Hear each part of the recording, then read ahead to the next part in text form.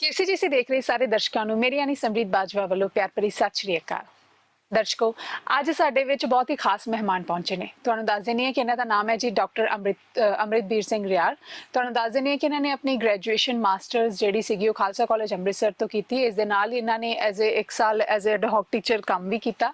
ਫਿਰ ਇਹਨਾਂ ਦਾ ਸਫ਼ਰ ਚੰਡੀਗੜ੍ਹ ਹੁੰਦੇ ਹੋਏ, ਕਰਨਾਲ ਹੁੰਦੇ ਹੋਏ PhD ਇਹਨਾਂ ਨੇ ਆਸਟ੍ਰੇਲੀਆ ਤੋਂ ਕੀਤੀ ਤੇ ਅੱਜ ਦੇ ਸਮੇਂ ਦੇ ਵਿੱਚ ਇਹ ਸਵਿਟਜ਼ਰਲੈਂਡ ਦੇ ਵਿੱਚ ਫਿਬਲ ਦੇ ਵਿੱਚ ਸੀਨੀਅਰ ਸਾਇੰਟਿਸਟ ਨੇ। ਸਤਿ ਸ਼੍ਰੀ ਅਕਾਲ ਸਰ। ਸਤਿ ਸ਼੍ਰੀ ਅਕਾਲ। ਸਭ ਤੋਂ ਪਹਿਲਾਂ ਤਾਂ I am feeling so proud ਕਿਉਂਕਿ ਮੈਂ ਵੀ ਐਗਰੀਕਲਚਰ ਦੀ ਸਟੂਡੈਂਟ ਆ ਐਂਡ ਬਹੁਤ ਵਧੀਆ ਲੱਗਾ ਮੈਨੂੰ ਤੁਹਾਡਾ ਜਿਹੜਾ ਕੱਲ ਦਾ ਲੈਕਚਰ ਸੀਗਾ। ਸੋ ਕਿਵੇਂ ਦਾ ਲੱਗ ਰਿਹਾ ਖਾਲਸਾ ਕਾਲਜ ਆ ਕੇ, ਕਿਉਂਕਿ ਇੱਕ ਸਮਾਂ ਹੋਊਗਾ ਜਦੋਂ ਤੁਸੀਂ ਐਜ਼ ਅ ਸਟੂਡੈਂਟ ਆਏ ਹੋਵੋਗੇ ਤੇ ਅੱਜ ਦਾ ਸਮਾਂ ਹੈ ਜਦੋਂ ਤੁਸੀਂ ਇੱਕ ਸੀਨੀਅਰ ਸਾਇੰਟਿਸਟ ਅਸੀਂ ਤੁਹਾਨੂੰ ਕਹਿ ਰਹੇ ਹਾਂ ਕਿ ਸਾਡੇ ਵਿੱਚ ਪਹੁੰਚੇ ਹੋਏ ਨੇ। ਸੋ ਕਿਵੇਂ ਦਾ ਲੱਗ ਰਿਹਾ ਜੀ? ਸਭ ਤੋਂ ਪਹਿਲਾਂ ਤਾਂ ਮੇਰੇ ਵੱਲੋਂ ਵੀ KCGC ਦੇ ਸਾਰੇ ਦਰਸ਼ਕਾਂ ਨੂੰ ਪਿਆਰ ਭਰੀ ਸਤਿ ਸ਼੍ਰੀ ਅਕਾਲ ਜੀ। ਖਾਲਸਾ ਕਾਲਜ ਮੇਰੇ ਲਈ ਬੜੀ ਖਾਸ ਜਗ੍ਹਾ ਹੈ ਜੀ। ਜੀ ਮੈਂ ਆਪਣੀ ਜ਼ਿੰਦਗੀ ਦੇ ਕੋਈ 8 ਸਾਲ ਇੱਥੇ ਗੁਜ਼ਾਰੇ ਨੇ ਤੇ ਪਹਿਲੇ ਦਿਨ ਵੀ ਜਦੋਂ ਮੈਂ ਖਾਲਸਾ ਕਾਲਜ ਐਂਟਰ ਕੀਤਾ ਸੀ, ਇੱਕ ਫੀਲਿੰਗ ਸੀਗੀ ਕਿ ਇਹ ਕੋਈ ਐਡੀ ਵੱਡੀ ਇੰਸਟੀਟਿਊਟ, ਐਡਾ ਵੱਡਾ ਆਰਗੇਨਾਈਜੇਸ਼ਨ ਆ ਜਿੱਥੇ ਅਸੀਂ ਮੈਂ ਇਹਦਾ ਪਾਰਟ ਬਣ ਜਾ ਰਿਹਾ ਜੀ। ਸੋ ਉਹ ਫੀਲਿੰਗ ਹੁਣ ਵੀ ਉਦਾਂ ਹੀ ਲੱਗਦੀ ਆ। ਇਦਾਂ ਲੱਗਦਾ ਕਿ ਕੁਝ ਸਿੱਖ ਕੇ ਜਾਵਾਂਗੇ ਇੱਥੋਂ। ਦੂਸਰਾ ਹੁਣ ਥੋੜਾ ਜਿਹਾ ਇਵੇਂ ਵੀ ਲੱਗਦਾ ਕਿ ਯਾਰ ਇਹ ਥੋੜਾ ਇਮੋਸ਼ਨਲ ਪਾਰਟ ਵੀ ਹੋ ਜਾਂਦਾ ਹੈ। ਨਿਚਰਾਂ ਬਾਅਦ ਆਉਣਾ, ਬਹੁਤ ਕੁਝ ਚੇਂਜ ਹੋ ਗਿਆ। ਜੀ ਜੀ ਜੀ। ਸੋ ਇਹ ਮਿਕਸ ਫੀਲਿੰਗ ਨੇ, ਪਰ ਹਮੇਸ਼ਾ ਹੀ ਖਾਲਸਾ ਕਾਲਜ ਆਣ ਕੇ ਬਹੁਤ ਵਧੀਆ ਲੱਗਦਾ ਹੈ। ਆਪਣਾ ਘਰ ਵਾਂਗੂ ਲੱਗਦਾ ਹੈ। ਸੋ ਮੈਂ ਕਹਾਂਗੀ ਕਿ ਤੁਹਾਡਾ ਪਿੰਡ ਤੁਗਲਵਾਲਾ ਹੈ ਨਾ। ਸੋ ਪਿੰਡ ਤੁਗਲਵਾਲ ਤੋਂ ਆਸਟ੍ਰੇਲੀਆ ਦੈਨ ਸਵਿਟਜ਼ਰਲੈਂਡ, ਇਹ ਜਿਹੜਾ ਸਫ਼ਰ ਸੀਗਾ ਇਹ ਕਿਵੇਂ ਦਾ ਸੀਗਾ? ਤੁਹਾਡੀ ਇਨੀਸ਼ੀਅਲ ਸਟੱਡੀ ਕਿੱਦਾਂ ਦੀ ਸੀਗੀ? ਦੈਨ ਐਗਰੀਕਲਚਰ ਦੇ ਵਿੱਚ ਆਉਣਾ, ਫਿਰ PhD ਬਾਰੇ ਸੋਚਣਾ, ਇਹ ਕਿਵੇਂ ਦਾ ਸਫ਼ਰ ਸੀਗਾ? ਇਹ ਜਦੋਂ ਹੁਣ ਪਿੱਛੇ ਵੱਲ ਨੂੰ ਝਾਤ ਮਾਰੀਦੀ ਹੈ ਜੀ, ਉਦੋਂ ਲੱਗਦਾ ਹੈ ਕਿ ਬੜਾ ਲੰਬਾ ਸਫ਼ਰ ਆ ਜੀ, ਪਰ ਇਹ ਕਿਵੇਂ ਲੰਘ ਗਿਆ ਪਤਾ ਹੀ ਨਹੀਂ ਲੱਗਿਆ। ਇਹ ਜਿਵੇਂ ਦਰਿਆ ਦੇ ਵਿੱਚ ਸਟੋਨਸ ਵੀ ਮੂਵ ਕਰਦੇ ਰਹਿੰਦੇ ਨੇ, ਫਲੋ ਹੁੰਦਾ ਆ। ਸੋ ਸਟੀਵ ਜੌਬ ਨੇ ਕਿਹਾ ਹੋਇਆ ਕਿ ਜਦੋਂ ਤੁਸੀਂ ਡਾਟਸ ਪਿੱਛੇ ਨੂੰ ਦੇਖਦੇ ਸੀ, ਡਾਟ ਕਨੈਕਟ ਹੁੰਦੇ ਨੇ ਜੀ, ਪਰ ਤੁਸੀਂ ਅੱਗੇ ਨੂੰ ਦੇਖ ਕੇ ਡਾਟਸ ਕਨੈਕਟ ਨਹੀਂ ਕਰ ਸਕਦੇ। ਸੋ ਜਦੋਂ ਹੁਣ ਮੈਂ ਪਿੱਛੇ ਵੱਲ ਝਾਤ ਮਾਰਦਾ ਤੇ ਮੈਨੂੰ ਐਵੇਂ ਲੱਗਦਾ ਕਿ ਇਹ ਕੁਛ ਮਿਹਨਤ ਤਾਂ ਆਫ ਕੋਰਸ ਹੁੰਦੀ ਆ, ਪਰ ਕੁਛ ਡੈਸਟਨੀ ਵੀ ਹੁੰਦੀ ਹੈ ਕਿ ਤੁਸੀਂ ਕਿਵੇਂ ਹੁੰਦੇ। ਸੋ ਮੇਰਾ ਪਿੰਡ ਤੋਂ ਜੀ, ਮੈਂ ਸਰਕਾਰੀ ਸਕੂਲ ਤੋਂ ਪੜ੍ਹਿਆ। ਪਹਿਲਾਂ ਸਾਡੇ ਉੱਥੇ ਬਾਬਾ ਆਇਆ ਸਿੰਘ ਰਿਆੜਕੀ ਕਾਲਜ ਆ, ਸੋ ਪਹਿਲੇ ਕੁਝ ਸਾਲ ਉਸ ਸਕੂਲ 'ਚ ਗਿਆ। ਬਾਅਦ ਵਿੱਚ ਮੇਰੇ ਪਿਤਾ ਜੀ ਦੀ ਇਹ ਸੋਚ ਸੀਗੀ ਕਿ ਸਕੂਲ ਸਾਰੇ ਚੰਗੇ ਹੁੰਦੇ ਨੇ, ਤੁਹਾਨੂੰ ਆਪ ਮਿਹਨਤ ਕਰਨੀ ਪੈਂਦੀ। ਸੋ ਉਹਨਾਂ ਨੇ ਉਹਨਾਂ ਦਾ ਸਟਾਰਟਿੰਗ 'ਚ ਉਹਨਾਂ ਨੇ ਮੈਨੂੰ ਟੀਚ ਕੀਤਾ। ਬਾਅਦ ਵਿੱਚ ਜੀ ਮੇਰੀ +2 ਸਿੱਖ ਨੈਸ਼ਨਲ ਕਾਲਜ ਕਾਦੀਆਂ ਤੋਂ ਸੀ। 6 ਕਿਲੋਮੀਟਰ ਹੈ ਸਾਡੇ ਪਿੰਡ ਤੋਂ। ਉਹ ਸਾਈਕਲ ਤੇ ਸਫ਼ਰ ਤੈਅ ਹੁੰਦਾ ਰਿਹਾ। ਉਸ ਤੋਂ ਬਾਅਦ ਮੈਂ ਖਾਲਸਾ ਕਾਲਜ ਆਇਆ ਜੀ। ਮੇਰੇ ਕਜ਼ਨ ਉਹ ਪਹਿਲਾਂ ਕਰ ਰਹੇ ਸੀ ਇੱਥੇ ਡਿਗਰੀ। ਮੈਂ ਇੰਜੀਨੀਅਰਿੰਗ ਵੱਲ ਵੀ ਇੰਟਰਸਟਿਡ ਸੀਗਾ, ਐਸਟਰੋਨੌਟੀਕਲ ਇੰਜੀਨੀਅਰਿੰਗ ਕਰਨਾ ਚਾਹੁੰਦਾ ਸੀਗਾ, ਪਰ ਫਿਰ ਮੇਰੀ ਕਜ਼ਨ ਦੀ ਗਾਈਡੈਂਸ ਤੇ ਮੈਂ ਖਾਲਸਾ ਕਾਲਜ ਪਹੁੰਚਿਆ। ਉਸ ਤੋਂ ਬਾਅਦ ਮਾਸਟਰ ਕਰਨ ਦੇ ਦੌਰਾਨ ਮੈਨੂੰ ਲੱਗਾ ਕਿ ਮੈਨੂੰ PhD ਕਰਨੀ ਚਾਹੀਦੀ। ਮੇਰੇ ਸੁਪਰਵਾਈਜ਼ਰ ਡਾਕਟਰ ਗੁਰਬਖਸ਼ ਸਿੰਘ, ਉਹਨਾਂ ਦੇ ਨਾਲ ਇੰਟਰੈਕਸ਼ਨ ਵਿੱਚ ਹੋਰ ਫੈਕਲਟੀ ਮੈਂਬਰ ਇੱਥੇ ਬਹੁਤ ਹੀ ਵਧੀਆ ਫੈਕਲਟੀ ਸੀਗੀ। ਹਮੇਸ਼ਾ ਹੀ ਇੰਟਰੈਕਸ਼ਨਸ ਜਿਹੜੀਆਂ ਉਸ ਤਰ੍ਹਾਂ ਦੀਆਂ ਹੋਈਆਂ ਕਿ ਰਿਸਰਚ ਵੱਲ ਜ਼ਿਆਦਾ ਰੁਝਾਨ ਹੋ ਗਿਆ ਕਿ ਜਿਹੜੀਆਂ ਸਾਡੀਆਂ ਸਮੱਸਿਆਵਾਂ ਨੇ, ਫਾਰਮਰ ਫੈਮਿਲੀ ਨੂੰ ਬਿਲੋਂਗ ਕਰਦਿਆਂ ਹੋਇਆਂ ਵੀ ਆਲੇ ਦੁਆਲੇ ਵੀ ਉਹ ਇੱਦਾਂ ਲੱਗਿਆ ਕਿ ਰਿਸਰਚ ਕਰਨੀ ਚਾਹੀਦੀ ਹੈ, ਇਹਨਾਂ ਦਾ ਹੱਲ ਲੱਭਣਾ ਚਾਹੀਦਾ ਸਮੱਸਿਆਵਾਂ ਦਾ, ਸਮੱਸਿਆਵਾਂ ਕਿਉਂ ਪੈਦਾ ਹੋਈਆਂ। ਸੋ ਉਹਨਾਂ ਦੀ ਗਾਈਡੈਂਸ ਨਾਲ ਮੈਂ ਸੋਚਿਆ ਕਿ ਕੋਈ PhD ਕਰਨੀ ਚਾਹੀਦੀ। ਪਰ ਕੀ ਹੋਰ ਲੋਕ ਵੀ ਨੇ ਇਸ ਧਰਤੀ ਤੇ ਜਿਹੜੇ ਸਾਡੇ ਵਾਂਗੂ ਹੀ ਸਮੱਸਿਆਵਾਂ ਨਾਲ ਜੂਝ ਰਹੇ ਨੇ? ਸੋ ਉਹਨਾਂ ਦਾ ਕੀ ਆ। ਫਿਰ ਮੈਂ ਥੋੜਾ ਜਿਹਾ ਆਪਣਾ ਹੋਰਾਈਜ਼ਨ ਬਰੋਡ ਕੀਤਾ। ਸੀਨੀਅਰਸ ਨੇ ਬਹੁਤ ਗਾਈਡ ਕੀਤਾ, ਕੁਛ ਸੀਨੀਅਰਸ ਨਾਲ ਮੇਰੇ ਬਹੁਤ ਵਧੀਆ ਦੋਸਤੀ ਰਹੀ, ਉਹਨਾਂ ਨੇ ਗਾਈਡ ਕੀਤਾ। ਸੋ ਮੈਂ 1-2 ਐਗਜ਼ਾਮਸ, ਮੈਨੂੰ ਪਤਾ ਲੱਗਾ ਕਿ ਜੇ ਐਗਜ਼ਾਮਸ ਕਰ ਲਈਏ ਤਾਂ PhD ਲਈ ਫੈਲੋਸ਼ਿਪ ਮਿਲ ਜਾਂਦੀ, ਕਿਉਂਕਿ ਫੀਸਾਂ ਬਹੁਤ ਨੇ ਜੀ ਉੱਦਾਂ ਨਾਰਥ ਅਮਰੀਕਾ 'ਚ ਜਾਂ ਇੰਟਰਨੈਸ਼ਨਲ। ਮੈਂ ਉਹ ਐਗਜ਼ਾਮਸ ਨਾਲ ਕੀਤੇ ਆਪਣੇ ਮਾਸਟਰ ਕਰਦਿਆਂ। ਉਸ ਤੋਂ ਬਾਅਦ ਖਾਲਸਾ ਕਾਲਜ 'ਚ ਮੇਰੀ ਜਦੋਂ ਮਾਸਟਰ ਕੰਪਲੀਟ ਹੋ ਗਈ, ਮੇਰੇ ਕੋਲ ਕੋਈ ਇਮੀਡੀਏਟਲੀ ਜੌਬ ਨਹੀਂ ਸੀ ਕਿਉਂਕਿ ਮੇਰਾ ਪਲਾਨ PhD ਦਾ ਸੀਗਾ। ਪਰ ਉਸ ਉਮਰ ਵਿੱਚ ਬਹੁਤਾ ਚੰਗਾ ਵੀ ਨਹੀਂ ਲੱਗਦਾ ਕਿ ਮਾਸਟਰ ਕਰਕੇ ਪਿੱਛੇ ਜਾ ਕੇ ਤੁਸੀਂ ਕਹੋ ਕਿ ਹੋਰ ਪੈਸੇ ਦੇ ਦਿਓ ਜੀ। ਸੋ ਮੈਂ ਨਾਲ ਜੌਬਸ ਵੀ ਲੱਭਣੀਆਂ ਸ਼ੁਰੂ ਕੀਤੀਆਂ, ਪਰ ਨਿਸ਼ਾਨਾ ਹਮੇਸ਼ਾ ਹੀ PhD ਸੀਗਾ। ਓਕੇ। ਉਹਦੇ ਦੌਰਾਨ ਹੀ ਮੈਨੂੰ ਖਾਲਸਾ ਕਾਲਜ ਐਡਹੌਕ ਤੇ 1 ਸਾਲ ਮੇਰੇ ਗਾਈਡ ਸੀ, ਉਹਨਾਂ ਨੇ ਕਿਹਾ ਕਿ ਤੂੰ ਨਾਲ ਟੀਚਿੰਗ ਕਰ ਲੈ ਤੇ ਨਾਲੇ ਤੇ ਤੇਰਾ ਫੰਡਾਮੈਂਟਲਸ ਕਲੀਅਰ ਰਹਿਣਗੇ, ਰਿਫਰੈਸ਼ਿੰਗ ਹੁੰਦਾ ਰਹੂਗਾ। ਉਹਨੇ ਬਹੁਤ ਹੈਲਪ ਕੀਤੀ ਜੀ ਇੱਥੇ। ਫਿਰ ਉਸ ਤੋਂ ਬਾਅਦ ਉਸ ਦੇ ਦੌਰਾਨ ਹੀ ਇੱਥੇ ਇੱਕ ਡਿਪਲੋਮਾ ਸ਼ੁਰੂ ਕੀਤਾ ਗਿਆ ਸੀਗਾ, agri business, agri clinics and agri business, ਤਾਂ ਕਿ ਜਿਹੜੇ ਯੰਗ ਗ੍ਰੈਜੂਏਟ ਨੇ ਉਹ ਆਪਣਾ ਬਿਜ਼ਨਸ ਸ਼ੁਰੂ ਕਰ ਲੈਣ। ਉਹਦੇ ਥਰੂ ਮੈਨੂੰ ਦਿੱਲੀ ਵਿੱਚ ਇੱਕ ਕਾਨਫਰੰਸ ਤੇ ਜਾਣ ਦਾ ਮੌਕਾ ਮਿਲਿਆ। ਉੱਥੇ ਮੈਂ ਆਸਟ੍ਰੇਲੀਅਨਸ ਰਿਸਰਚਰਸ ਜਿਹੜੇ ਸੀਗੇ ਉਹਨਾਂ ਨਾਲ ਰੂਬਰੂ ਹੋਇਆ। ਉਹਨਾਂ ਨੇ ਮੈਨੂੰ ਦੱਸਿਆ ਕਿ ਇੱਕ ਪ੍ਰੋਜੈਕਟ ਚੱਲਦਾ ਹੈ ਹਰਿਆਣੇ ਵਿੱਚ, ਜਿਹੜਾ ਕਣਕ ਦੀ ਕੁਆਲਿਟੀ ਨੂੰ ਇੰਪਰੂਵ ਕਰਨ ਵਾਸਤੇ ਕੰਮ ਕਰ ਰਿਹਾ ਹੈ। ਮੈਨੂੰ ਬੜਾ ਵਧੀਆ ਲੱਗਿਆ ਕਿ ਯਾਰ ਆਪਾਂ ਸਿਰਫ ਹਮੇਸ਼ਾ ਹੀ ਝਾੜ ਦੀ ਗੱਲ ਕਰਦੇ ਹਾਂ, ਯੀਲਡ ਦੀ ਗੱਲ ਕਰਦੇ ਹਾਂ, ਪਰ ਉਹ ਕੁਆਲਿਟੀ। ਤੇ ਮੈਂ ਉਹਨਾਂ ਨੂੰ ਪੁੱਛਿਆ ਕਿ ਮੈਂ ਤੁਹਾਡੇ ਨਾਲ ਕਿਵੇਂ ਕੰਮ ਕਰ ਸਕਦਾ। ਉਹ ਕਹਿੰਦੇ ਕਿ ਹਾਲੇ ਤਾਂ ਕੋਈ ਹੈ ਨਹੀਂ ਐਵੇਂ ਦਾ ਕੋਈ possibility, but stay in touch. So ਮੈਂ ਉਹਨਾਂ ਨੂੰ ਫੋਲੋ ਕਰਨਾ ਨਹੀਂ ਛੱਡਿਆ ਜੀ। ਉੱਥੇ ਮੈਂ ਉਹਨਾਂ ਨਾਲ ਇਨ ਟੱਚ ਰਿਹਾ ਅਰਾਊਂਡ 1 ਈਅਰ। ਇਸ ਦੌਰਾਨ ਮੈਂ ਚੰਡੀਗੜ੍ਹ ਵੀ ਚਲਾ ਗਿਆ, ਇੱਕ ਜੌਬ ਮਿਲ ਗਈ ਹੋਰ, ਚੰਬਲ ਫਰਟੀਲਾਈਜ਼ਰ ਐਂਡ ਕੈਮੀਕਲ ਲਿਮਟਿਡਸ, ਉਹਨਾਂ ਦੀ ਮੈਂ ਇੰਚਾਰਜ ਰਿਹਾ ਚੰਡੀਗੜ੍ਹ, ਫਤਿਹਗੜ੍ਹ ਸਾਹਿਬ, ਖੰਨਾ ਅਮਲੋਹ ਵਾਲੇ ਏਰੀਏ 'ਚ। ਐਗਰੋ ਇਨਪੁਟਸ ਦੀਆਂ ਜਿਹੜੀ ਡਿਸਟ੍ਰੀਬਿਊਸ਼ਨ ਸੀਗੀ ਉਹਦਾ ਇੰਚਾਰਜ ਰਿਹਾ ਮੈਂ ਉੱਥੇ। ਪਰ ਉੱਥੇ ਮੇਰਾ ਦਿਲ ਨਹੀਂ ਸੀ ਲੱਗ ਰਿਹਾ, ਕਿਉਂਕਿ ਜੋ ਗੋਲ ਸੀਗਾ, ਜਿੱਥੇ ਇੰਟਰਸਟ ਸੀਗਾ, ਉਹ PhD ਸੀ। ਸੋ ਮੈਂ ਉਹਦੇ ਦੌਰਾਨ ਉਹਨਾਂ ਨੂੰ ਆਪਣੇ ਜਿਹੜਾ ਨੈਟਵਰਕ ਛੋਟਾ ਜਿਹਾ ਬਣਿਆ ਸੀ ਉਦੋਂ, ਮੈਂ ਪੁੱਛਦਾ ਰਿਹਾ ਕਿ ਮੈਨੂੰ ਦੱਸੋ ਜੇ ਕੋਈ ਹੈਗਾ ਜਾਂ ਕੋਈ ਇੱਕ ਮਤਲਬ ਕਿਉਰਿਓਸਿਟੀ ਤੁਹਾਡੇ ਮਨ ਵਿੱਚ ਸ਼ੁਰੂ ਤੋਂ ਸੀਗੀ ਕਿਤੇ ਨਾ ਕਿਤੇ, ਹੈ ਨਾ? ਕੁਝ ਉਹ ਕਿਉਰਿਓਸਿਟੀ ਨੂੰ ਮੈਂ ਮਰਨ ਨਹੀਂ ਦਿੱਤਾ। ਉਹ ਮੈਨੂੰ ਲੱਗਦਾ ਕਿ ਮੇਰੀ ਉਸ ਦੌਰਾਨ ਫਿਰ ਮੈਨੂੰ ਉਹਨਾਂ ਨੇ ਇੱਕ ਉੱਥੇ ਕਿਹਾ ਕਿ ਸਾਡੇ ਕੋਲ ਇੱਕ ਓਪਰਚੁਨਿਟੀ ਹੈ ਜਾਂ ਜੇ ਤੂੰ ਕਰਨਾਲ ਮੂਵ ਕਰਨਾ ਚਾਹੁੰਦਾ ਆ। ਉੱਥੇ ਵੀ ਮੈਂ ਕਹਿਣਾ ਚਾਹਾਂਗਾ ਜੀ, ਮੈਂ ਇਹਨਾਂ ਨੂੰ ਗਾਈਡਿੰਗ ਸਟਾਰਸ ਕਹਿੰਦਾ ਆ ਆਪਣੀ ਲਾਈਫ ਵਿੱਚ। ਬਹੁਤ ਸਾਰੇ ਲੋਕ ਹੁੰਦੇ ਨੇ ਜਿਹੜੇ ਤੁਹਾਨੂੰ ਤੁਸੀਂ ਉਹਨਾਂ ਕੋਲ ਜਾਂਦੇ ਜੇ ਗਾਈਡੈਂਸ ਵਾਸਤੇ। ਮੈਂ ਉਹਨਾਂ ਨੂੰ ਅਪਰੋਚ ਕੀਤਾ। ਉਦੋਂ ਤੱਕ ਮੈਨੂੰ ਲੱਗਦਾ ਮੇਰੇ ਕੋਲ 3-4 ਇਹੋ ਜਿਹੇ ਲੋਕ ਸੀਗੇ ਜਿਨ੍ਹਾਂ ਕੋਲ ਮੈਂ ਸਲਾਹ ਵਾਸਤੇ ਜਾਂਦਾ ਸੀਗਾ ਜਦੋਂ ਵੀ ਮੈਨੂੰ ਕੋਈ ਕੁਐਸਚਨ ਹੁੰਦਾ ਸੀ। ਤੇ ਉਹਨਾਂ ਵਿੱਚੋਂ ਵੀ ਬਹੁਤ ਸਾਰੇ ਲੋਕਾਂ ਨਾਲ, ਮੈਜੋਰਟੀ ਦਾ ਇਹ ਕਹਿਣਾ ਸੀਗਾ ਕਿ ਇਹ ਥੋੜਾ ਜਿਹਾ ਸਹੀ ਡਿਸੀਜਨ ਨਹੀਂ ਹੈਗਾ ਕਿ ਤੂੰ ਜਿੰਨੀ ਤਨਖਾਹ ਤੈਨੂੰ ਚੰਡੀਗੜ੍ਹ ਮਿਲ ਰਹੀ ਆ ਉਸ ਤੋਂ ਤੂੰ ਅੱਧੀ ਤਨਖਾਹ ਤੇ ਜਾ ਰਿਹਾ ਆ ਤੇ ਮੂਵ ਵੀ ਕਰਨਾਲ ਹੋ ਰਿਹਾ ਆ। ਇਹ ਇੱਕ ਭਾਵੇਂ ਕਿ ਪਹਿਲਾਂ ਪੰਜਾਬ ਦਾ ਹਿੱਸਾ ਸੀ, ਉਹ ਫਿਰ ਵੀ ਮੰਨਿਆ ਜਾਂਦਾ ਕਿ ਅਨਦਰ ਸਟੇਟ ਵਿੱਚ ਨਹੀਂ ਕਰੇਗਾ ਜਾ ਕੇ। ਪਰ ਮੈਨੂੰ ਲੱਗਾ ਕਿ ਨਹੀਂ, ਮੇਰਾ ਇੰਟਰਸਟ ਵੱਧ ਗਿਆ। ਸੋ ਮੈਂ ਉਸ ਤੋਂ ਜਿੰਨੀ ਮੈਨੂੰ ਤਨਖਾਹ ਚੰਡੀਗੜ੍ਹ ਮਿਲ ਰਹੀ ਸੀ ਉਸ ਤੋਂ ਅੱਧੀ ਤਨਖਾਹ ਤੇ ਮੈਂ ਕਰਨਾਲ ਜਾ ਕੇ 1 ਸਾਲ ਕੰਮ ਕੀਤਾ ਜੀ। ਉਸ ਦੌਰਾਨ ਫਿਰ ਕੀ ਹੋਇਆ ਕਿ ਉਹ ਨੈਟਵਰਕ ਹੋਰ ਵੱਡਾ ਹੋ ਗਿਆ। ਫਿਰ ਇੱਕ ਉੱਥੇ ਆਸਟ੍ਰੇਲੀਆ ਫੈਲੋਸ਼ਿਪ ਹੁੰਦੀ ਹੈ, ਕਾਫੀ ਪ੍ਰੈਸਟੀਜੀਅਸ ਫੈਲੋਸ਼ਿਪ ਹੈ ਜੀ, ਜੌਨ ਅਲਰਾਈਟ ਫੈਲੋਸ਼ਿਪ, ਉਹਨਾਂ ਦੇ ਇੱਕ ਉੱਗੇ ਸਾਇੰਸਦਾਨ ਦੇ ਨਾਮ ਦੇ ਉੱਤੇ ਹੈ ਜੀ। ਉਹਦੇ ਲਈ ਮੈਂ ਅਪਲਾਈ ਕੀਤਾ। ਟਫ ਕੰਪੀਟੀਸ਼ਨ ਹੁੰਦਾ ਆ, ਓਨਲੀ 2-3 ਮਿਲਦੀਆਂ ਨੇ 1 ਸਾਲ ਵਿੱਚ। ਉਹ ਮੈਨੂੰ ਮਿਲ ਗਈ ਜੀ ਉਹਨਾਂ ਨੇ। ਸੋ ਫਿਰ ਮੈਂ ਉਸ ਫੈਲੋਸ਼ਿਪ ਨੂੰ ਲੈ ਕੇ ਆਸਟ੍ਰੇਲੀਆ ਚਲਾ ਗਿਆ। ਆਸਟ੍ਰੇਲੀਆ ਜਾ ਕੇ 4 ਸਾਲ ਕੰਮ ਕੀਤਾ। ਉਸ ਤੋਂ ਬਾਅਦ ਜਦੋਂ PhD ਖਤਮ ਹੋਈ ਤਾਂ ਉਹ ਇੱਕ ਫਿਰ ਮਾਸਟਰ ਵਾਲਾ ਹੀ ਦੌਰ ਸੀਗਾ ਕਿ ਹੁਣ ਸਟੱਡੀ ਖਤਮ ਹੋ ਗਈ ਹੈ, ਡਿਗਰੀ ਆ ਗਈ ਹੱਥ ਵਿੱਚ, ਜੌਬ ਲੱਭਣੀ ਹੈ। ਸੋ ਉਸ ਦੌਰਾਨ ਫਿਰ ਜਿਹੜਾ ਹੈ ਉਹ ਮੈਨੂੰ ਇੱਕ ਜੌਬ ਆਸਟ੍ਰੇਲੀਆ ਆਫਰ ਹੋਈ PhD ਤੋਂ ਬਾਅਦ। ਇੱਕ ਫਿਰ ਮੈਨੂੰ ਸਵਿਟਜ਼ਰਲੈਂਡ ਵਿੱਚ ਜੌਬ ਆਫਰ ਹੋਈ। ਫਿਰ ਉਹੀ ਦਵੰਦ ਉਹੀ ਸੀਗਾ ਕਿ ਆਸਟ੍ਰੇਲੀਆ ਚੂਜ਼ ਕੀ ਕਰਨਾ ਹੈ, ਸਵਿਟਜ਼ਰਲੈਂਡ। ਸਾਰਿਆਂ ਨੇ ਫਿਰ ਕਿਹਾ ਕਿ ਆਸਟ੍ਰੇਲੀਆ ਤੂੰ ਹੈਗਾ ਆ, ਪਰ ਮੇਰੇ ਜੋ ਉੱਥੇ ਪ੍ਰੋਫੈਸਰ ਡੇਵਿਡ ਕੁਐਂਟਰੀ ਨੇ, ਉਹਨਾਂ ਨੇ ਕਿਹਾ ਕਿ ਤੈਨੂੰ ਯੂਰਪ ਜਾਣਾ ਚਾਹੀਦਾ, ਯੂਰਪ ਦਾ ਐਕਸਪੀਰੀਅੰਸ ਡਿਫਰੈਂਟ ਹੁੰਦਾ ਆ ਜੀ। ਸੋ ਫਿਰ ਤੂੰ ਵਾਪਿਸ ਆ ਸਕਦਾ ਹੈ ਆਸਟ੍ਰੇਲੀਆ।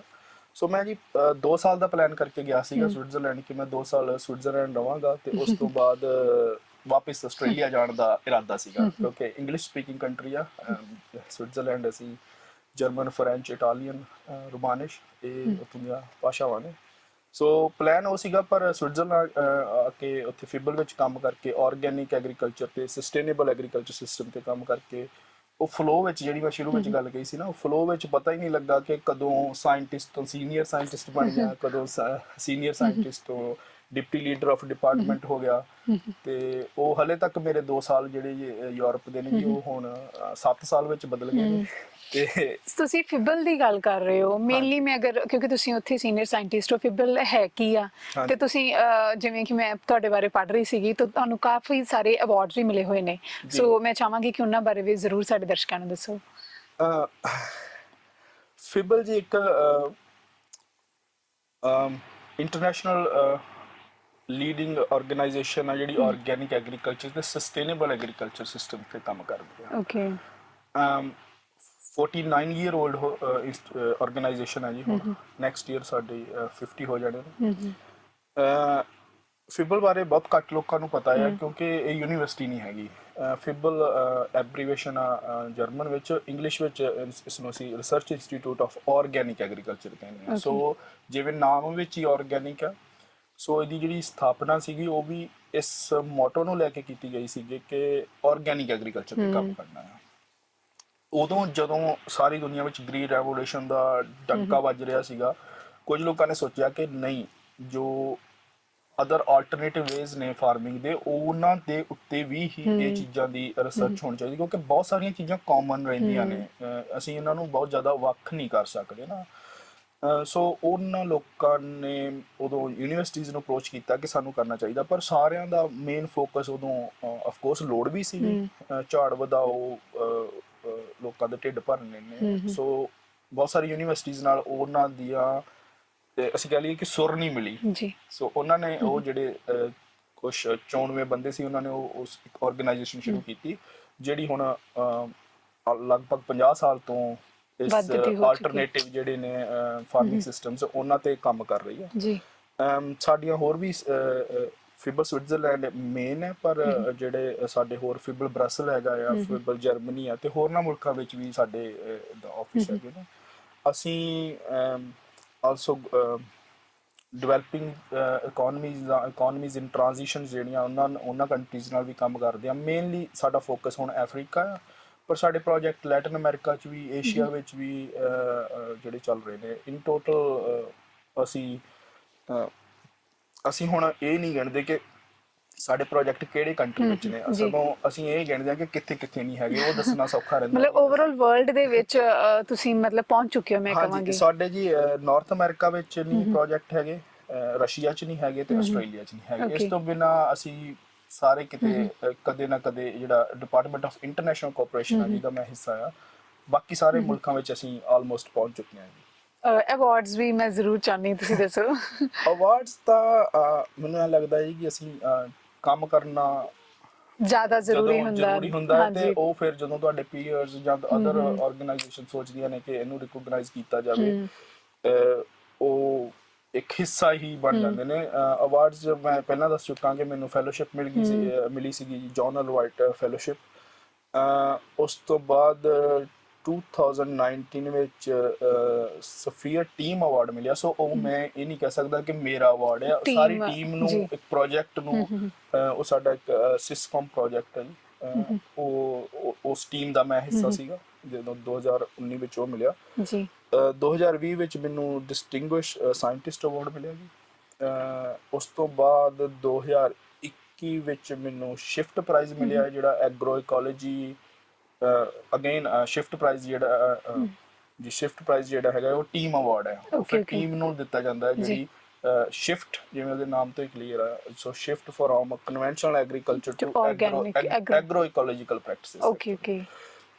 ਉਸ ਤੋਂ ਬਾਅਦ 2021 ਵਿੱਚ ਫਿਰ ਤੋਂ sphere team award another project ਨੂੰ ਮਿਲਿਆ। ਸੋ ਇੰਨੇ ਕੁ ਅਵਾਰਡਾਂ ਨਾਲ ਹਾਲੇ ਤੱਕ ਨਵਾਜਿਆ ਗਿਆ। ਸਰ ਸਾਡੇ ਨਾਲ ਕਿਉਂਕਿ ਬਹੁਤ ਸਾਰੇ ਸਟੂਡੈਂਟਸ ਹੋਣਗੇ ਜਿਹੜੇ ਕਿ ਹੋ ਸਕਦਾ ਹਾਲੇ +1 +2 ਦੇ ਵਿੱਚ ਹੋਣ ਜਾਂ ਫਿਰ BSc ਐਗਰੀਕਲਚਰ ਦੇ ਵੀ ਨੇ। ਸੋ ਅਗਰ ਕੋਈ ਵੀ ਸਟੂਡੈਂਟ ਜਾਂ ਕੋਈ ਇਵਨ ਫਾਰਮਰ ਜਿਹੜਾ ਕਿ ਹੈ ਨਾ ਆਰਗੈਨਿਕ ਵੱਲ ਸ਼ਿਫਟ ਹੋਣਾ ਚਾਹੁੰਦਾ ਉਹ ਤੁਹਾਡੇ ਨਾਲ ਜੁੜਨਾ ਚਾਹੁੰਦਾ ਹੋਏ ਉਹ ਕਿਵੇਂ ਤੁਹਾਡੇ ਨਾਲ ਜੁੜ ਸਕਦੇ ਨੇ? ਸਾਡੇ ਨਾਲ ਜੀ ਜਿਵੇਂ ਮੈਂ ਦੱਸਿਆ ਇੰਡੀਆ ਵਿੱਚ ਸਾਡੇ ਮੇਨਲੀ ਸੈਂਟਰਲ ਇੰਡੀਆ ਵਿੱਚ ਕਾਫੀ ਪ੍ਰੋਜੈਕਟ ਚੱਲ ਰਹੇ ਨੇ। ਸਭ ਤੋਂ ਸੌਖਾ ਤਰੀਕਾ ਹੈਗਾ ਜੀ ਕਿ ਫਿਬਲ ਦੀ ਵੈਬਸਾਈਟ ਤੇ ਕਿਉਂਕਿ ਜਿਹੜਾ ਅਸੀਂ ਕੰਮ ਕਰਦੇ ਆ ਉਹ ਸਾਰਾ ਫ੍ਰੀਲੀ ਅਵੇਲੇਬਲ ਹੈ। ਕੀ ਸਟੂਡੈਂਟਸ ਵੀ ਐਜ਼ ਅ ਰਿਸਰਚਰ ਕੰਮ ਕਰ ਸਕਦੇ ਨੇ ਤੁਹਾਡੇ ਨਾਲ? ਜੀ ਅਸੀਂ ਜਿਵੇਂ ਮੈਂ ਆਲਰੇਡੀ ਕਿਹਾ ਕਿ ਫਿਬਲ ਜਿਹੜਾ ਉਹ ਯੂਨੀਵਰਸਿਟੀ ਨਹੀਂ ਹੈਗੀ। ਸੋ ਇਹ ਨਾਰਮਲ ਪ੍ਰੋਸੀਜਰ ਨਹੀਂ ਹੈਗਾ ਕਿ ਤੁਸੀਂ ਦਾਖਲਾ ਲੈ ਕੇ ਉੱਥੇ ਆ ਸਕਦੇ ਜੇ, ਪਰ ਜਿਹੜੇ ਸਾਡੇ ਪ੍ਰੋਜੈਕਟ ਚੱਲ ਰਹੇ ਨੇ, ਸੋ ਮੈਂ ਇਹ ਸੁਜੈਸਟ ਕਰਾਂਗਾ ਕਿ ਫਿਬਲ ਦੀ ਵੈਬਸਾਈਟ ਤੇ ਜਾ ਕੇ, ਜਿਵੇਂ ਤੁਸੀਂ ਦੇਖੋ ਕਿ ਇੰਡੀਆ ਵਿੱਚ ਕਿਹੜਾ ਕੰਮ ਚੱਲ ਰਿਹਾ ਹੈ, ਉਹਨਾਂ ਪ੍ਰੋਜੈਕਟ ਵਿੱਚ time to time master thesis project advertise ਹੁੰਦੇ ਨੇ, ਜਾਂ ਕੋਈ ਟ੍ਰੇਨਿੰਗਸ ਹੁੰਦੀਆਂ ਨੇ ਕਿ ਆਹ ਟ੍ਰੇਨਿੰਗ ਅਸੀਂ ਕਰ ਰਹੇ ਹਾਂ ਜੇ ਤੁਸੀਂ ਆਉਣਾ ਚਾਹੁੰਦੇ ਹੋ, ਤੇ ਉਸ ਚੈਨਲ ਦੇ ਥਰੂ ਜਿਹੜਾ ਆ ਉਹ ਹਿੱਸਾ ਬਣਿਆ ਜਾ ਸਕਦਾ ਹੈ। ਫਿਰ ਅਸੀਂ ਹੁਣ ਇੰਡੀਆ ਵਿੱਚ ਟੀਮ ਵੀ ਬਿਲਡ ਕਰ ਰਹੇ ਹਾਂ, ਸੋ ਸਮੇਂ ਤੋਂ ਸਮੇਂ ਵਿੱਚ ਇਹੋ ਜਿਹੀਆਂ ਜਿਹੜੀਆਂ ਓਪਰਚੁਨਿਟੀਜ਼ ਉਹ ਆਉਂਦੀਆਂ ਰਹਿੰਦੀਆਂ ਨੇ, ਪਰ ਉਹਦੇ ਲਈ ਮੈਂ ਇਹੀ ਰਿਕਮੈਂਡ ਕਰਾਂਗਾ ਕਿ ਤੁਸੀਂ www.fibl.org ਤੇ ਜਾ ਕੇ ਜ਼ਰੂਰ ਕੈਰੀਅਰਸ ਜਾਂ ਪ੍ਰੋਜੈਕਟਸ ਨੂੰ ਟਾਈਮ ਟੂ ਟਾਈਮ ਦੇਖਦੇ ਰਹੋ। ਇਹ ਵੈਬਸਾਈਟ ਅਸੀਂ ਤੁਹਾਡੇ ਮੈਂਸ਼ਨ ਕਰ ਦਾਂਗੇ, ਜਿੱਥੇ ਤੁਸੀਂ ਸਾਰਾ ਜਿਹੜਾ ਉਹ ਚੈੱਕ ਆਊਟ ਕਰ ਸਕਦੇ ਹੋ। ਲਾਸਟ ਮੈਂ ਸਰ ਇਹ ਕਹੂੰਗੀ, ਕਿਉਂਕਿ ਤੁਸੀਂ ਕਾਲਜ ਦੇ ਵਿੱਚ ਆਏ ਹੈ ਨਾ, ਇੱਕ ਮੈਂ ਕਹਾਂਗੀ ਇੱਕ ਨਾਰਮਲ ਜੀ ਆਮ ਜੀ ਫੈਮਿਲੀ ਤੋਂ ਉੱਠਿਆ ਮੁੰਡਾ ਅੱਜ ਬਹੁਤ ਨਾਮ ਕਮਾ ਰਿਹਾ, ਮਤਲਬ ਤੁਹਾਡਾ ਨਾਮ ਨਹੀਂ ਹੋ ਰਿਹਾ, ਤੁਹਾਡੀ ਫੈਮਿਲੀ ਦਾ ਨਹੀਂ, ਕਾਲਜ ਦਾ ਨਾਮ ਹੋ ਰਿਹਾ, ਮੈਂ ਕਹਾਂਗੀ ਇੰਡੀਆ ਦਾ ਨਾਮ ਹੋ ਰਿਹਾ। ਸੋ ਇੱਕ ਮੈਸੇਜ ਜਿਹੜਾ ਮੈਨੂੰ ਲੱਗਦਾ ਕਿ ਸਟੂਡੈਂਟਸ ਜਿਹੜੇ ਕਿ ਪਹਿਲੇ ਸਾਲ ਆਉਂਦੇ ਨੇ ਉਹਨਾਂ ਨੂੰ ਤੁਸੀਂ ਕੀ ਮੈਸੇਜ ਦਿਓਗੇ? ਮੈਸੇਜ ਤਾਂ ਜੀ ਇਹੀ ਦਿੱਤਾ ਜਾ ਸਕਦਾ ਹੈ ਕਿ ਮੈਨੂੰ ਹਲੇ ਵੀ ਯਾਦ ਹੈ ਕਿ +2 ਇੱਕ ਕਾਫੀ ਟਫ ਟਾਈਮ ਤੋਂ ਬਾਅਦ ਆਉਂਦੇ, ਕਿਉਂਕਿ ਬਹੁਤ ਸਾਰੀ ਮਿਹਨਤ ਕੀਤੀ ਜਾਂਦੀ ਹੈ ਇੰਡੀਆ ਵਿੱਚ +2 ਚ, ਕਿ ਜਿਵੇਂ ਹੁਣ ਕੰਪੀਟੀਟਿਵ ਐਗਜ਼ਾਮਸ ਹੁੰਦੇ ਨੇ ਕਿ ਚੰਗਾ ਰੈਂਕ ਆ ਜੇ, ਆ ਡਿਗਰੀ ਮਿਲ ਜੇ, ਕੀ ਕਰਨਾ। ਸੋ ਪਹਿਲੀ ਗੱਲ ਤਾਂ ਹੈ ਕਿ ਜਦੋਂ ਤੁਸੀਂ ਫਸਟ ਈਅਰ ਚ ਆਉਂਦੇ ਜੇ, ਤੁਸੀਂ ਇਸ ਚੀਜ਼ ਨੂੰ ਐਕਸੈਪਟ ਕਰੋ ਕਿ ਹਾਂ ਜੋ ਹੋਇਆ ਚੰਗਾ ਹੋਇਆ ਆ, ਕਿਉਂਕਿ ਮੈਨੂੰ ਐ ਲੱਗਦਾ ਕਿ ਸਟਿਲ ਬਹੁਤ ਸਾਰੇ ਸਟੂਡੈਂਟ ਫਸਟ ਈਅਰ ਚ ਨਾ ਉਸਨੂੰ ਉਸੇ ਚੀਜ਼ ਵਿੱਚ ਰਹਿੰਦੇ ਕਿ ਮੈਂ ਦੁਬਾਰਾ ਰਿਪੀਟ ਕਰ ਲਾਂ, ਮੈਂ ਸਹੀ ਜਗ੍ਹਾ ਤੇ ਆ।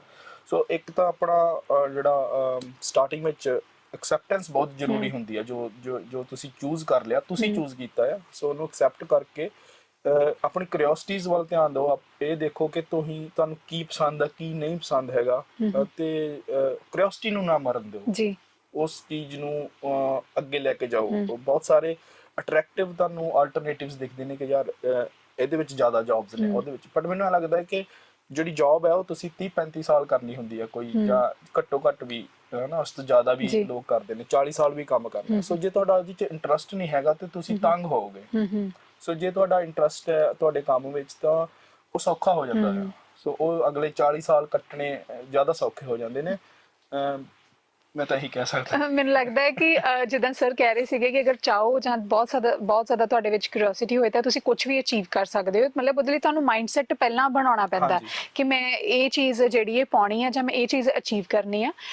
ਕੁਝ ਹੋਰ ਸਰ, ਕੋਈ ਹੋਰ ਗੱਲ, ਕੋਈ ਹੋਰ ਯਾਦ, ਕੋਈ ਮੈਮਰੀ, ਕਿਉਂਕਿ ਕਾਲਜ ਦੇ ਵਿੱਚ ਆਇਓ, ਕਈ ਵਾਰੀ ਹੁੰਦਾ ਨਾ ਸਾਨੂੰ ਉੱਥੇ ਪਹੁੰਚ ਕੇ ਸਾਨੂੰ ਕੋਈ ਯਾਦ ਆਉਂਦੀ ਆ, ਕੁਝ ਜਿਹੜਾ ਤੁਸੀਂ ਸ਼ੇਅਰ ਕਰਨਾ ਚਾਹੋ? ਬਹੁਤ ਸਾਰੀਆਂ ਯਾਦਾਂ ਨੇ ਜੀ ਖਾਲਸਾ ਕਾਲਜ ਨਾਲ ਜੁੜੀਆਂ ਹੋਈਆਂ। ਹੁਣ ਇੱਕ ਲੱਭਣੀ ਉਹਨਾਂ ਵਿੱਚੋਂ ਡਿਫਿਕਲਟ ਆ, ਜ਼ਿਆਦਾ ਮੁਸ਼ਕਲ ਹੋ ਜੂਗੀ, ਪਰ ਮੈਂ ਇੱਕ ਸ਼ੇਅਰ ਕਰ ਸਕਦਾ ਆਪਣੇ ਮਾਸਟਰ ਥੀਸਿਸ ਤੋਂ ਕਿ ਜੀ ਮੇਰਾ ਐਕਸਪੈਰੀਮੈਂਟ ਸੀਗਾ ਕਨੋਲਾ ਤੇ, ਗਰੋਥ ਰਿਟਾਰਡੈਂਟਸ ਨਾਲ ਕੰਮ ਸੀਗਾ, ਤੇ ਜਿਸ ਦਿਨ ਮੈਂ ਹਾਰਵੈਸਟ ਕਰ ਰਿਹਾ ਸੀਗਾ, ਅਸੀਂ ਹਮੇਸ਼ਾ ਇੱਥੇ ਲੇਬਰ ਹਾਇਰ ਕਰਦੇ ਹਾਂ ਤੇ ਸਟੂਡੈਂਟ ਐਜ਼ ਅ ਸੁਪਰਵਾਈਜ਼ਰ ਹੀ ਕੰਮ ਕਰਦਾ ਆ। ਸੋ ਮੈਂ ਉੱਥੇ ਉਹਨਾਂ ਨੂੰ ਜਦੋਂ ਉਹਨੂੰ ਹਾਰਵੈਸਟ ਕਰ ਰਹੇ ਸੀਗੇ ਲੇਬਰ, ਤੇ ਮੈਂ ਉਹਨਾਂ ਨੂੰ ਪੁੱਛਿਆ ਚਾਹ ਪੀਓਗੇ?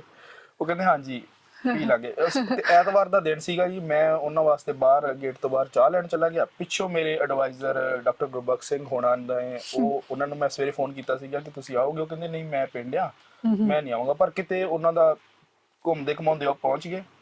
ਉਹਨਾਂ ਨੇ ਕੰਮ ਵਾਲਿਆਂ ਨੂੰ ਪੁੱਛਿਆ ਕਿ ਅੰਮ੍ਰਿਤ ਕਿੱਥੇ ਆ? ਉਹ ਕਹਿੰਦੇ ਜੀ ਉਹ ਚਾਹ ਲੈਣ ਗਿਆ। ਪਰ ਉਹਨਾਂ ਨੂੰ ਲੱਗਿਆ ਕਿ ਇਹ ਮੁੰਡਾ ਸਿੰਸੀਅਰ ਨਹੀਂ ਹੈਗਾ, ਇਹ ਮੈਨੂੰ ਕਹਿ ਕੇ ਕਿਤੇ ਕਮਰੇ 'ਚ ਬੈਠਾ ਪਿਆ, ਤੇ ਉਹ ਮੇਰੇ ਨਾਲ ਉਸ ਗੱਲੋਂ ਨਾਰਾਜ਼ ਹੋ ਗਏ ਸੀ। ਤੇ ਉਹ ਕਾਫੀ ਸਮਾਂ ਲੱਗਾ ਜੀ, ਕੋਈ 1 ਸਾਲ ਲੱਗਾ ਉਹਨਾਂ ਨੂੰ ਮਨਾਉਣ ਵਾਸਤੇ, ਉਹਨਾਂ ਨੂੰ ਦੱਸਣ ਵਾਸਤੇ ਕਿ ਨਹੀਂ ਜੀ ਮੈਂ ਸੱਚੀ ਚਾਹ ਲੈਣੀ ਗਿਆ ਸੀ। ਸੋ ਮੈਂ ਉਹਨਾਂ ਨੂੰ ਹਲੇ ਵੀ ਦੱਸਣਾ ਚਾਹੂੰਗਾ ਜੀ, ਮੈਂ ਉਸ ਦਿਨ ਸਿਰਫ ਚਾਹ ਹੀ ਲੈਣ ਗਿਆ ਸੀ। ਇਹ ਤੇ ਮੈਂ ਵੀ ਸ਼ੇਅਰ ਕਰਨਾ ਚਾਹੁੰਦੀ, ਜਿੱਦਾਂ ਤੁਸੀਂ ਲੇਬਰ ਹਾਇਰ ਕੀਤੀ ਸੀ ਨਾ, ਮੈਂ ਜਦੋਂ ਮੇਰਾ ਮਾਸਟਰ ਦਾ ਥੀਸਿਸ ਸੀਗਾ, ਮੈਂ ਪੋਟੈਟੋ ਲਾਏ ਸੀਗੇ, ਤਾਂ ਮੇਰੇ ਨਾਲ ਲੇਬਰ ਨਹੀਂ ਸੀਗੇ, ਮੇਰੇ ਥੀਏਟਰ ਵਾਲੇ ਸੀਗੇ ਸਾਰੇ। ਤਾਂ ਉਹ ਜਦੋਂ ਅਸੀਂ ਆਲੂ ਲਾ ਰਹੇ ਸੀਗੇ ਤਾਂ ਗੁਰਬਖਸ਼ ਸਰ ਆ ਜਾਂਦੇ ਆ, ਉਹਨਾਂ ਆ ਕੇ ਵੇਖਿਆ ਤਾਂ ਕਿੱਦਾਂ ਕਿ ਸਮਰੀਤ ਤਾਂ ਇੱਥੇ ਹੈ ਨਹੀਂ, ਕਿਉਂਕਿ ਮੈਂ ਦੂਰ ਸੀਗੀ, ਮੈਂ ਡਾਇਰੀ ਤੇ ਕਾਪੀ ਤੇ ਕਰ ਰਹੀ ਸੀਗੀ ਤੇ ਉਹ ਲਗਾ ਰਹੇ ਸੀਗੇ। ਸਰ ਆ ਗਏ, ਸਰ ਨੇ ਆ ਕੇ ਵੇਖਿਆ ਕਿ ਸਮਰੀਤ ਨਹੀਂ ਹੈਗੀ, ਉਹਨਾਂ ਸਾਰੇ ਢਾਤੇ। ਮੇਰਾ ਬਰਥਡੇ ਸੀਗਾ ਉਸ ਦਿਨ, ਮੈਂ ਬਹੁਤ, ਮਤਲਬ ਮੈਨੂੰ ਰੋਣਾ ਵੀ ਆਇਆ ਕਿ ਉਹ ਇੰਨੀ ਮਿਹਨਤ ਕੀਤੀ ਹੋਈ ਆ, ਪਰ ਬੀਇੰਗ ਮੈਨੂੰ ਲੱਗਦਾ ਰਿਸਰਚ ਗਾਈਡ ਨੇ ਉਹ ਉਹਨਾਂ ਦਾ ਫਰਜ਼ ਬਣਦਾ ਹੈ ਕਿ ਉਹ ਸਾਨੂੰ ਸਹੀ ਗਾਈਡ ਕਰਨ ਕਿ ਉਹਨਾਂ ਨੂੰ ਜਿੱਥੇ ਗਲਤੀ ਹੋਏ ਉਹਨਾਂ ਦਾ ਫਰਜ਼ ਬਣਦਾ ਉਹ ਸਾਨੂੰ ਸਹੀ ਕਰਨ। ਹਾਂਜੀ। ਸੋ ਸਰ ਬਹੁਤ ਵਧੀਆ ਲੱਗਾ ਤੁਸੀਂ ਸਾਡੇ ਕੋਲ ਆਏ। ਫਿਰ ਮੈਨੂੰ ਲੱਗਦਾ ਜੀ ਲਾਸਟ ਗੱਲ ਇਹ ਵੀ ਕਹਿ ਦੇਣੀ ਚਾਹੀਦੀ ਹੈ ਕਿ ਜੇ ਤੁਹਾਡੇ ਐਡਵਾਈਜ਼ਰ ਡਾਕਟਰ ਗੁਰਬਖਸ਼ ਸਿੰਘ ਨੇ ਤੇ ਤੁਸੀਂ ਇਹ ਜ਼ਰੂਰ ਮੇਕ ਸ਼ੋਰ ਕਰੋ ਕਿ ਤੁਸੀਂ ਫੀਲਡ ਤੇ ਜੇ ਤੇ ਉਹਨਾਂ ਨੂੰ ਵਿਜ਼ੀਬਲ ਜੀ ਜੀ ਸ਼ੋਰ ਸ਼ੋਰ। ਇਹ ਮਤਲਬ ਜਿਹੜੇ ਵੀ ਮਤਲਬ ਮੈਂ ਤੇ ਇਹ ਕਹਾਂਗੀ ਕਿ ਭਾਵੇਂ ਤੁਸੀਂ ਇਕਨੋਮਿਕਸ ਦੇ ਵਿੱਚ ਜਿਹੜਾ ਵੀ ਤੁਸੀਂ ਰਿਸਰਚ ਵਰਕ ਕਰ ਰਹੇ ਹੋ ਜਾਂ ਕਿੱਦਾਂ ਉਹਦੇ ਵਿੱਚ ਆਪਣਾ ਜ਼ਰੂਰ 100% ਦਿਓ।